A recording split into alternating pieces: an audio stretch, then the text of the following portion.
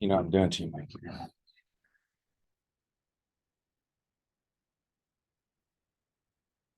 You're just the most disrespectful man. You just be touching stuff. He can't even see it. And it just bothers him to the point. Do I look okay? Do we look good? It's cattywampus now. All right. We're gonna fix it. Don't worry about it. Here's Your legs are yes, okay, well. You could never commit a crime. Could you be up in the camera like that? All right, that's good. We're good now? Yeah. I was gonna be off like way over there. Off kilter. Off kilter.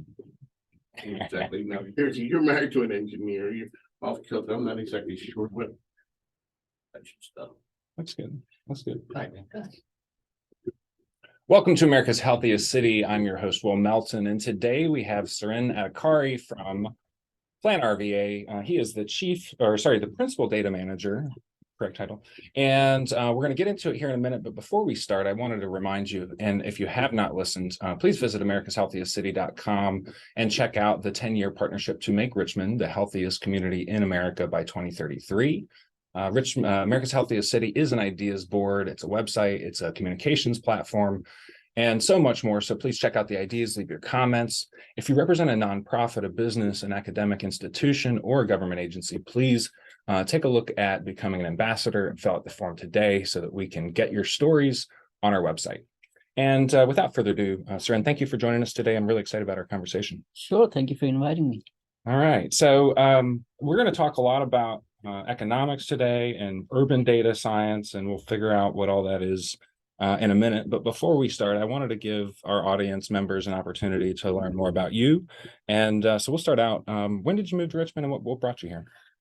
Well, I moved to Richmond in 2016. I had a great job at Virginia Commonwealth University, a great center, which used to be called as Center for Urban and Regional Analysis.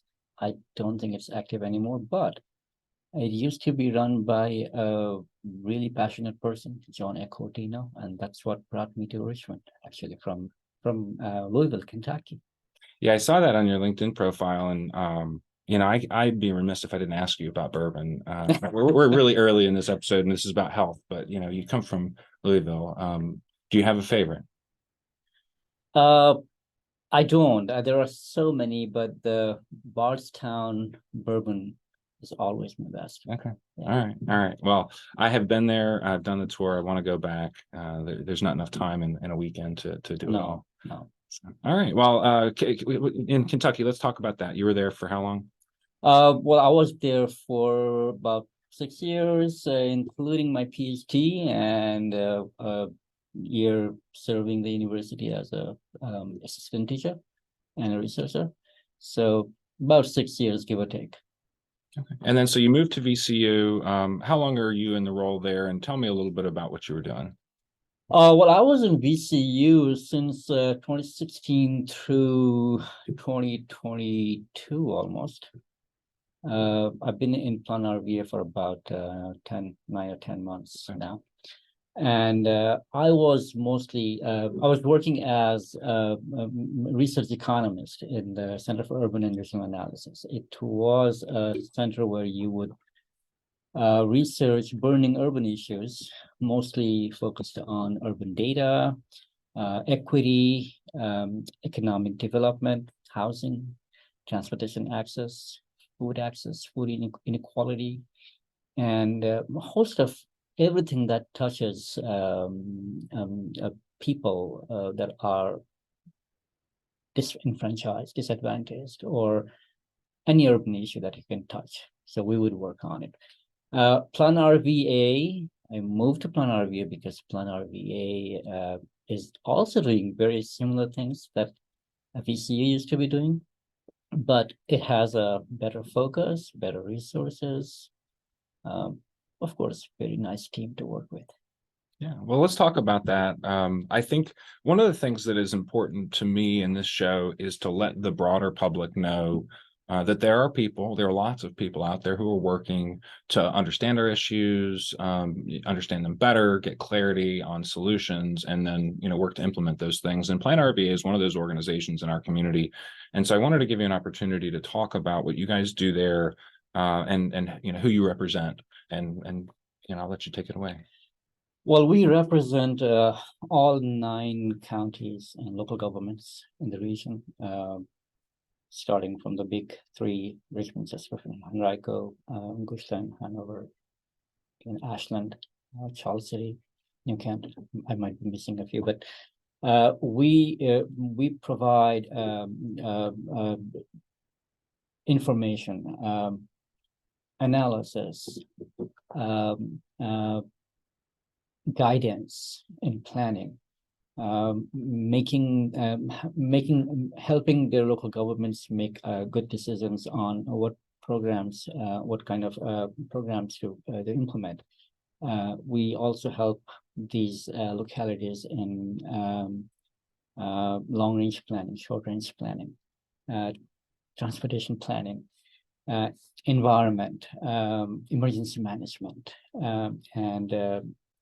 and more or less some of the smaller jurisdictions who do not have an in-house data analytics team, we provide some of those services too. So can you speak a little bit about the importance of a regional, planning organization for specifically for a region like ours? Well, thank you for asking that question. Because its region is such like a intermediate level of government. It's actually not a defined governmental structure. We have local governments and we have state governments. There is no formal structure in between. But think about all the urban issues that we come in contact with every day. None of them are local. Everything is regional, starting with the obvious, let's say environmental quality, air quality, water quality. It's not a local issue. It's a regional issue. It impacts everybody. Economic development, which used to be thought as a local competitive agenda in the past. But looking at how people choose to live, where do choose to work, and how much they commute in and out of the regions, and how ready you are in terms of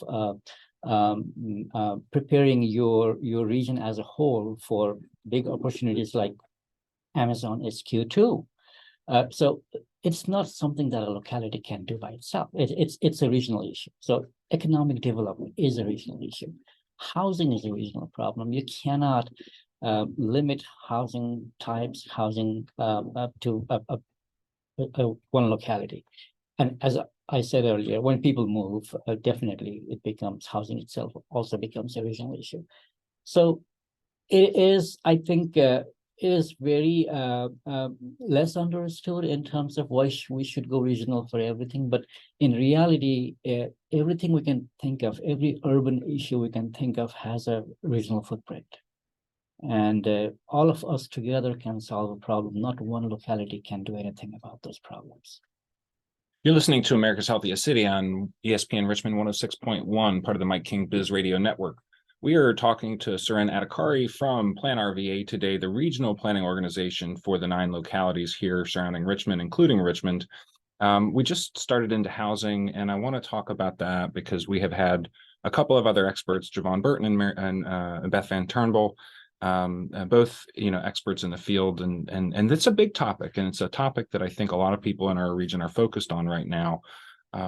Why don't you take a moment to explain from your perspective the role that housing plays in sort of the broader urban planning conversation, and maybe touch on some of the challenges that you see, and maybe even some of the solutions that you see unfolding right now. Yeah, thank you. This is a big topic. Housing is important, I think, to everyone. And in the past 2-3 years, especially since the pandemic, housing has really been a center of discussion because there is less supply, and there is less supply across the board, just across the spectrum of various incomes. And again, we have noticed that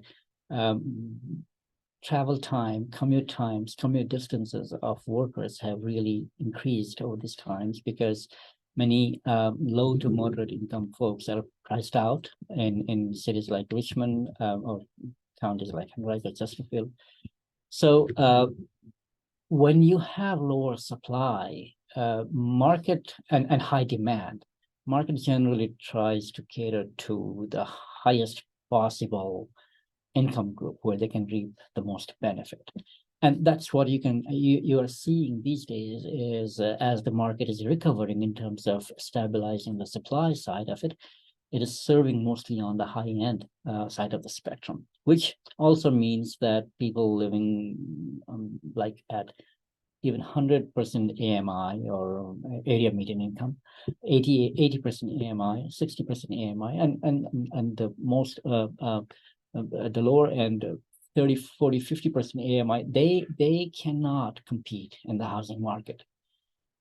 At the same time, and they of course they have to then look outside the region, go to some other slightly affordable markets like the Tri-Cities, Petersburg, Hopewell, Dinwiddie, and so on.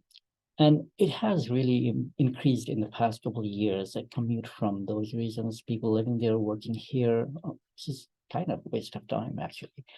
That is one thing. And on the other side, Richmond used to have a huge, like a stock of affordable units, which we called naturally occurring affordable housing, or NOAHs. There are none right now. Where did they all go? Well, there has been a lot of turning around, lots of investor purchase of portfolio of housing units. It drives up rent if it is still a rental unit. It drives up home prices if they are remodeled or rehabilitated into better upgraded versions of them. So of course the 80 and below AMI folks are already priced out. They cannot compete in that market. And what used to be a stronger market like West End and Fan, they are now kind of untouchable markets. You cannot compete there. And what used to be naturally occurring markets, naturally occurring affordable markets, like the older ring suburbs and some of the inner city areas, they are gradually transitioning into serving the higher end income groups because there is demand. And of course, you supply to that demand that reaps you more benefit in the beginning.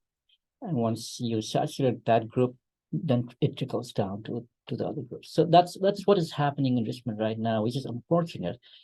If you ask me, I mean, part of your question was what can be done. Mm-hmm. There are a few things that probably can be done.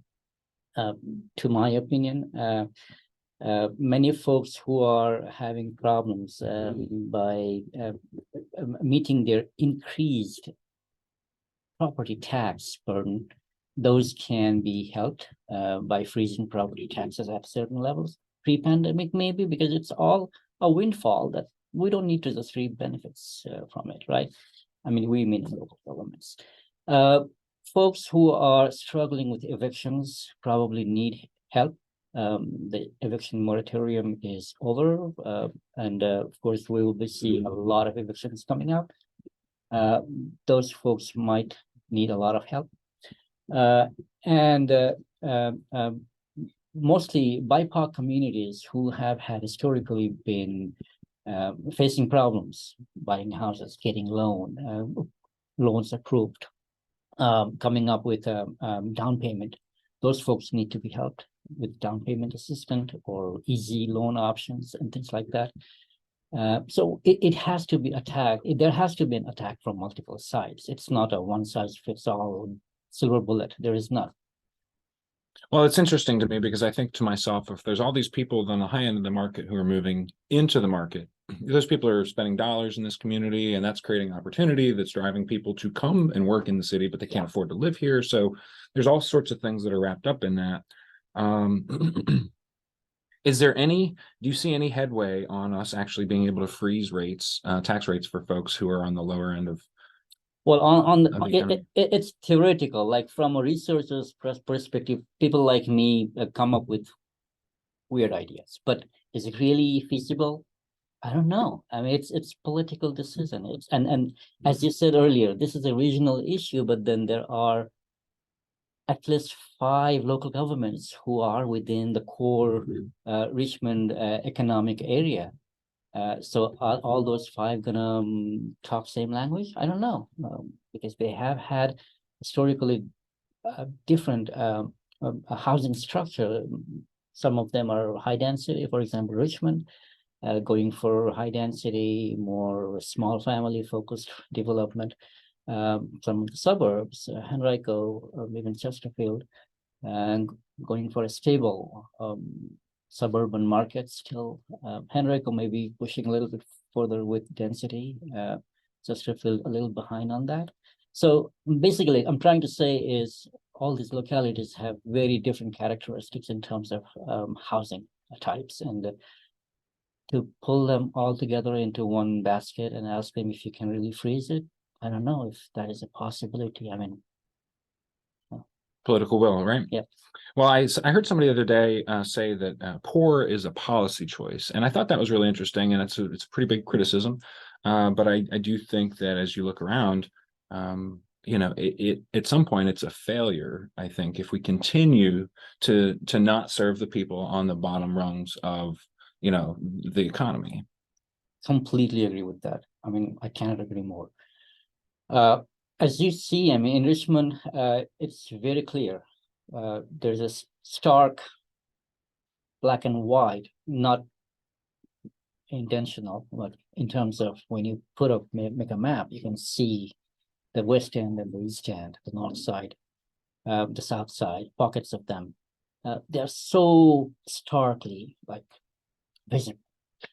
And you can tell the kind of services these communities have been getting for so many years, be it transit access, be it educational opportunities, parks, or recreation for kids, any in terms of any urban amenities or opportunities. Kids in the East End are a lot behind kids in the West End, which means that through generations, they lose the capacity to get better jobs compared to their peers in the West End.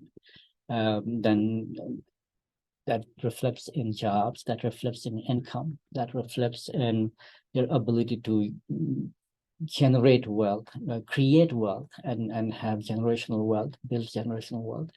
And that kind of perpetuates forever. We have seen that keeps on perpetuating if you can't build generational wealth. And as we have seen, it is getting even more. The inequity is getting even larger. The gap is becoming even larger with Richmond. So yes, this is. I don't think poverty is a choice. No one wants to be poor by choice.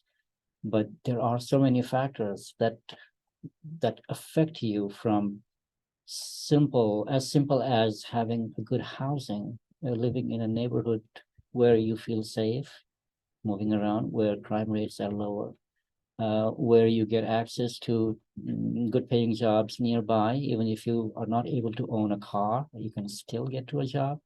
Or if you are looking for more job opportunities, you have a good transit option that is reliable and doesn't make you lose the first hour of your job consistently, and variety of alternatives if you missed one, and that all kind of filters down to who is being served, who is not being served. Disinvested communities and children who are there right now, they have a very less probability of going up in the economic ladder.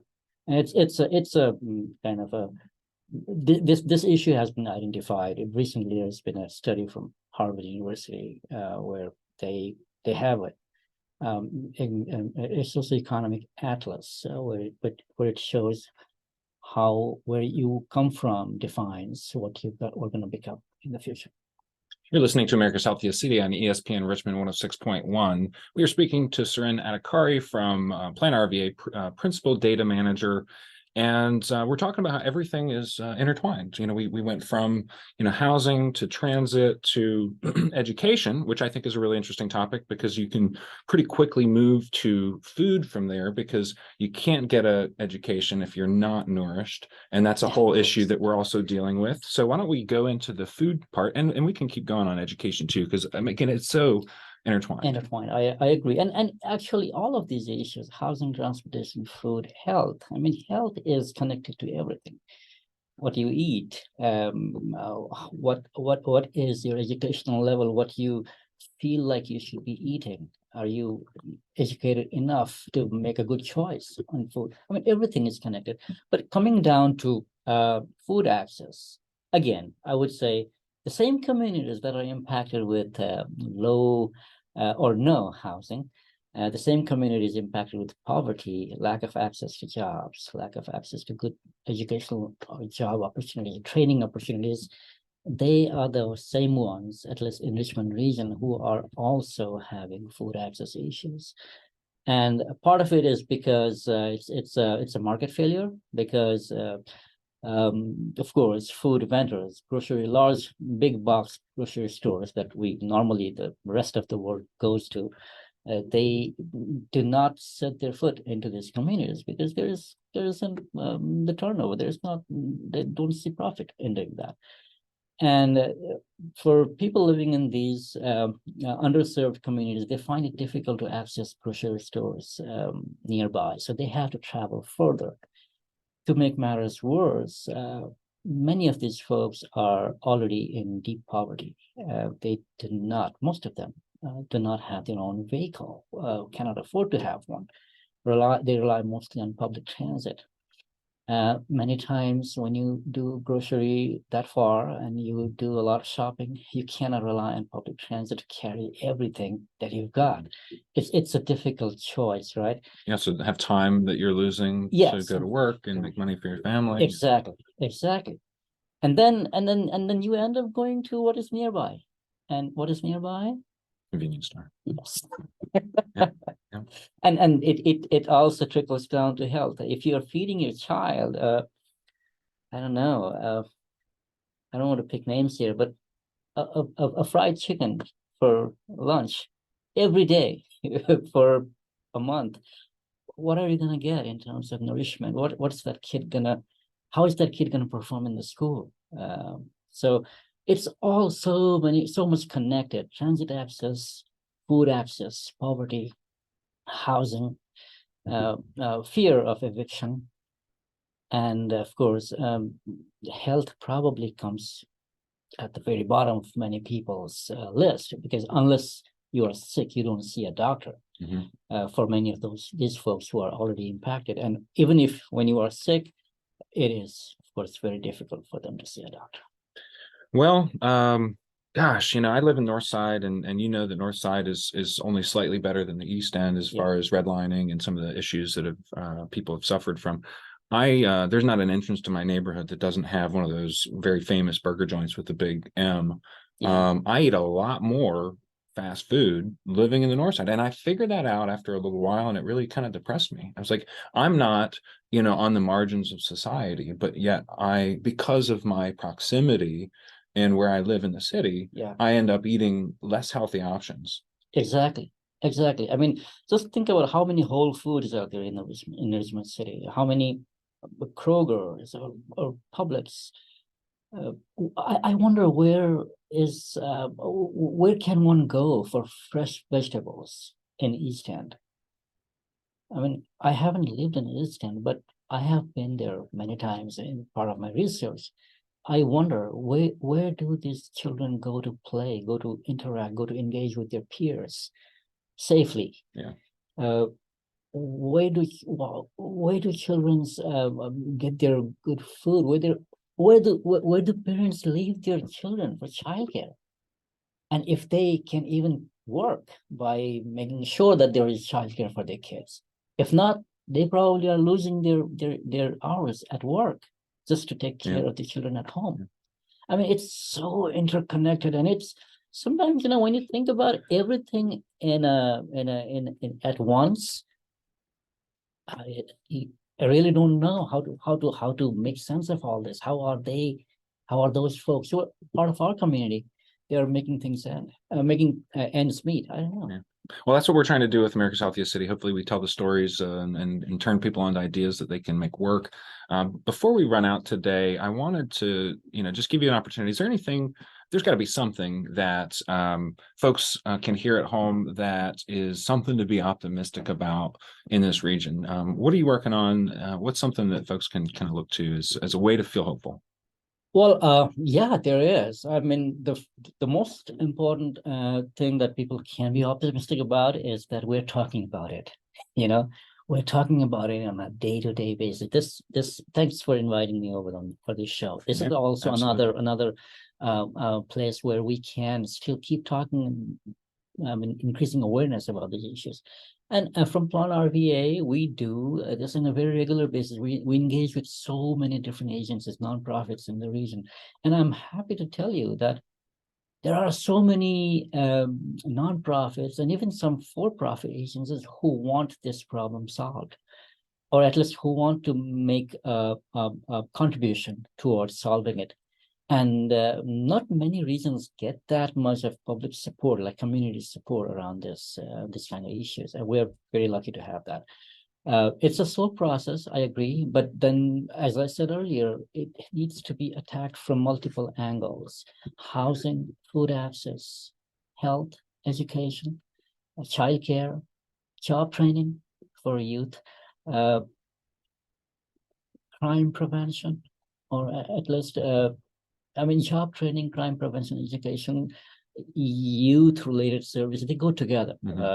And be able to put them, have them access to good jobs that pay so that they can sustain themselves, start building their wealth. There are many programs in place for BIPOC home ownership, for providing support, childcare support in the region, for providing food-related services in the region, but it's all piecemeal. It's coming together. And of course, whatever we do is not enough. There needs to be more voices, more people coming in to join hands together to help solve these issues. But I feel good about Richmond compared to other cities where I have been to or I have known about, that the community is very focused. They agree that there is a problem and only they can solve it.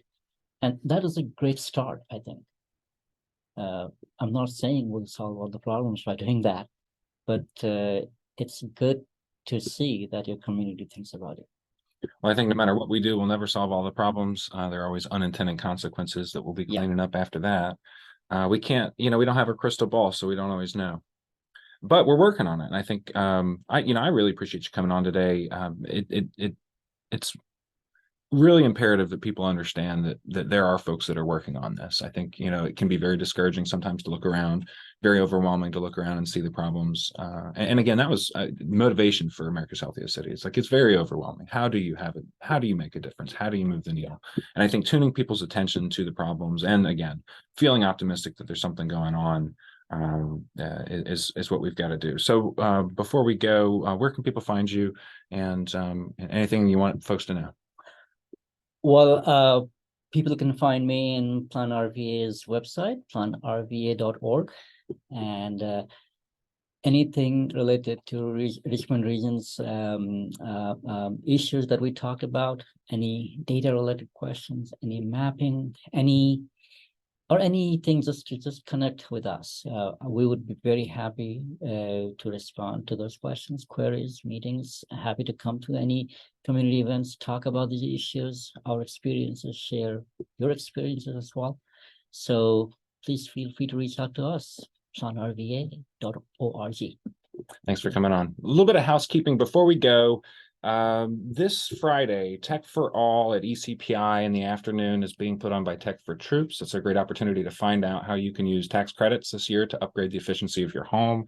Wanted to give another shout out to something that happened a couple of weeks ago at Teen Summit at the convention center. That was a really awesome day with 500 kids. And several of those kids actually went on americashealthiestcity.com and submitted their ideas on how to make our region the healthiest in 10 years.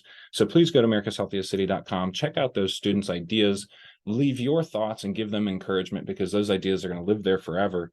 The last thing is we are coming up on squirrel season. Opening night is sold out, but if you check out gonutsforhousing.com, our sponsor Exponent 21 is giving tickets away all season long. So make sure that you hop over there. The proceeds from that campaign benefit Housing Families First. $20 from every extra base hit of the season goes into their pockets. So lots of things going on here in the city, lots of great things going on. Seren, thank you for coming on today. Really appreciate your all the great wealth of knowledge. I'm going to have you back so we can keep the conversation going. Sure. Thank you. Thanks a lot. Take care.